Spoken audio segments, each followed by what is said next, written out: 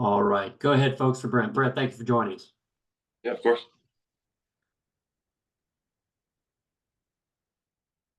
Well, Brent, congratulations, first of all, and we're happy to have you here. I think I can speak for all of us. For now, we'll see. But what does it mean to you to be a Cincinnati Red? Thanks, Trent. Yeah, it means a whole lot. I mean, this is a coming together of a dream that I've had since I first moved to Cincinnati when I was kid in 1997. We were living in Atlanta, moved to Cincinnati at the time, and met my wife that year in second grade. Fell in love with the Reds that year, and it was my favorite team basically from '97 till I got drafted. It was my favorite team of like any sports. So to be sitting here today, having signed with the Reds in the big leagues is something else, man. It means a whole lot. It means a lot to my family too. My dad was kind of tearing up when I first agreed to terms on Thursday. He's like, "Your grandpa's looking down, so proud. He was the biggest Reds fan, all that stuff." So it goes really deep. The love for the Reds and my family, and my immediate family and I are so excited to be playing at home. Right down the road from our house that we made a home in here the last couple of years, and so it's definitely a dream come true, and so excited to get going with a great young team, and it seems like a great clubhouse, great energy. So I can't wait to be a part of it. Yeah, adding on to that, opening day, being here as long as you have, how special that day is. You probably attended a few of those, yourself. To be able to be a part of the festivities, to be able to maybe even pitch in the game with the Reds uniform on. I mean, that's got to give you some goosebumps. Oh yeah, I'm getting chills just thinking about that right now. As soon as I signed with the Reds, or when we were getting close, I was looking at the calendar like opening day is so special, and to be able to be a part of that, maybe pitching the game, who knows, but just to be on the team for that is something else. I remember it was like a holiday growing up. Everyone would be like missing half our class sometimes because everyone would be down at opening day during the school day. So in elementary, middle school, and high school. So it was, it's super special.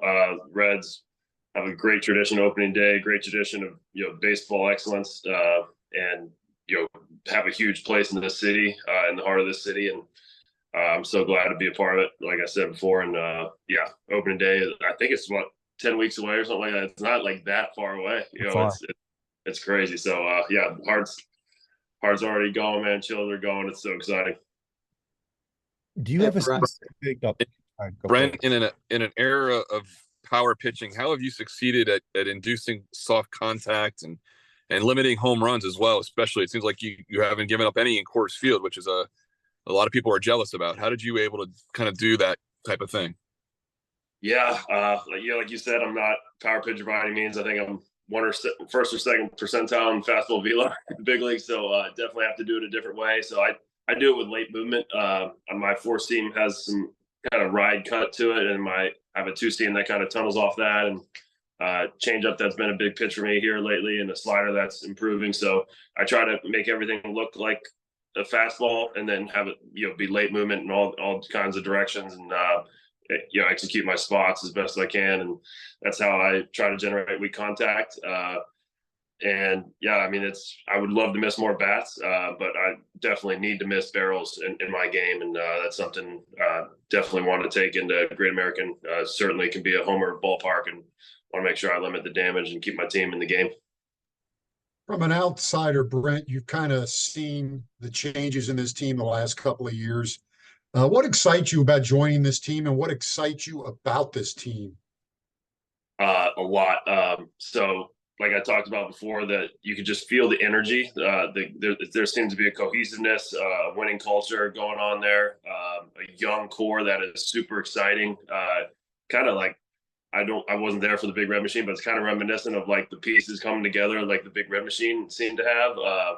And we've added some really good veteran pitchers and position players this offseason, it seems. And, it seems like everyone wants to win and wants to be part of this great thing. And David Bell I've known him for a couple of years, several years now. Seems like an awesome manager. He's an incredible person, leading the ship. And I've worked with Derek Johnson for parts of 3 years in Milwaukee, and he was so fun to work with, so knowledgeable, such a good pitching coach, and can't wait to work with him again. But it just seems like the collective is just such one heartbeat, and it's going to be really fun to be a part of. We played the Reds in the middle of that 12-game winning streak last year when I was with the Rockies, and you could see the city just fall in love with the team. And when Votto hit that home run, his first game back, it was like you couldn't hear yourself think. I was like, this is crazy. And I told my wife after the game, I was like, Cincy is in love with this team, and this is kind of cool. Even from the other side, I was like, this is pretty sweet. It was good to see. And now that I get to be wearing the Reds uni in this, this is an absolutely incredible opportunity. So fun. I don't know how specifically you might remember this, but like in May, you faced the Reds like right when McLean was debuting, right when Williamson was debuting.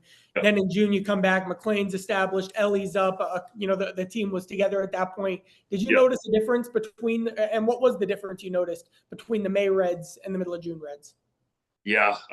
Yes. I think, McLean and Williamson debuted maybe the same day or like back-to-back days against us in Coors Field. And you could see both those guys. I was like, man, these guys are big leaguers, like big time big leaguers. They showed a lot of poise, a lot of, execution in between the lines. And I was like, yes, this could be good. And I heard there were some other guys along the way, and I'm like, I wonder what these guys are like. And then sure enough, here comes Ellie De La Cruz, here comes, Marte and Encarnacion Strand, all these guys who were just studs. And it was, we played them again, like you said, in June. And not only did they have those guys and they had the winning streak going on, but the crowd was behind them like crazy. It was electric. It was one of the best atmospheres we played in all year.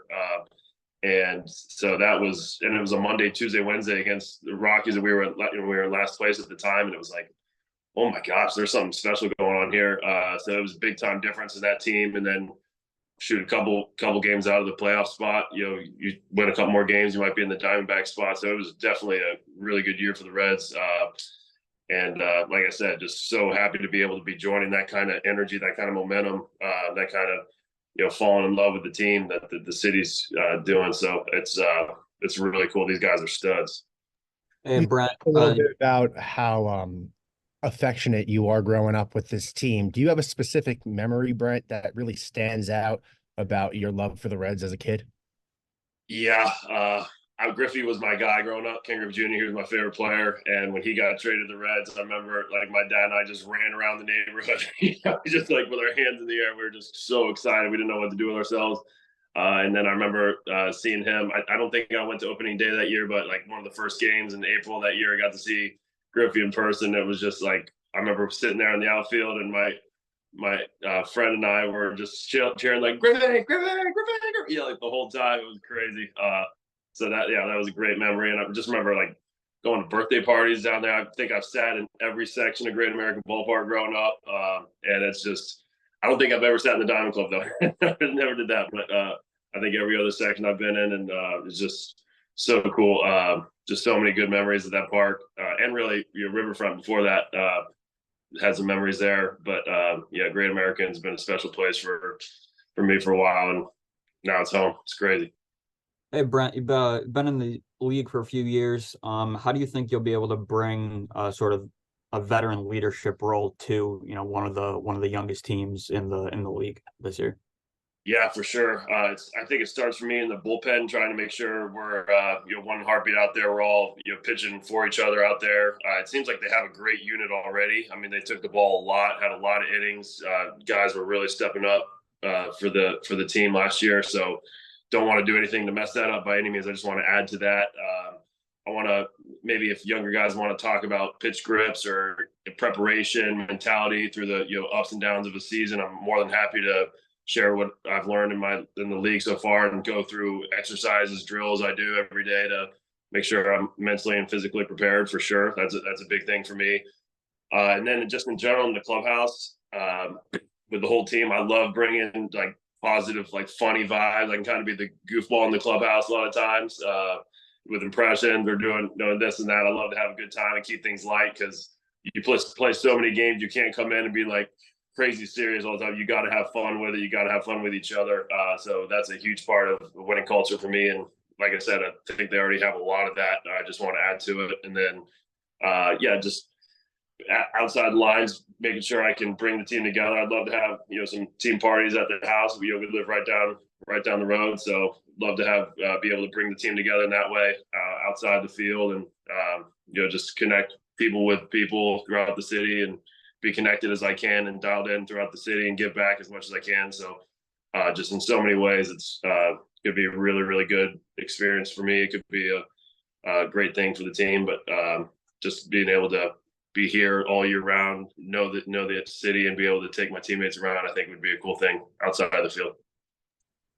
I think you and Luke Maley played together for at least, I think, 1 year. Do you have a relationship or know any of the other guys in the clubhouse besides Luke? Yeah, so I know Lucas Sims. We met each other several years ago at the Miracle Ball, the Nuxall Miracle Ball event, and we got to know each other at that. His wife was there, as was his daughter. So they came over for a couple play dates that year. We've had a great relationship since then. And he was one of the first calls I got when I came to terms with the Reds. So he's a good buddy of mine. And then some other guys like Hunter Green, Tyler Stevenson, and Will Benson I've gotten to know through some union meeting stuff. So those guys seem really awesome. And then, like you said, Luke Maley, I got to play with him with the Brewers in 21. He's incredible. Such a good dude, such a good catcher. And then some other guys, just the other guys just from playing against them a little bit, like, India, I know a little bit just from playing against them. And so just love to get to know the guys that much more. I mean, it's so cool to be able to, I know, I don't think I've thrown against a lot of the younger guys. I didn't get throw against Ellie or Encarnacion Strand or anybody else that series when they were up. So a lot of these guys I haven't even pitched against before. So it'd be cool to get to meet them and be on their team to start instead of having battles against them in the past. So, but yeah, so Lucas Sims was probably most well-known guy I had besides Luke Maley before spring training now. And so can't wait to get to know the other guys. Anything else, folks? Brent, thank you for your time. Thank you all for hopping on this afternoon. Yeah, absolutely. We'll see you in a few weeks. Sounds good. Thanks, guys. Thank you all.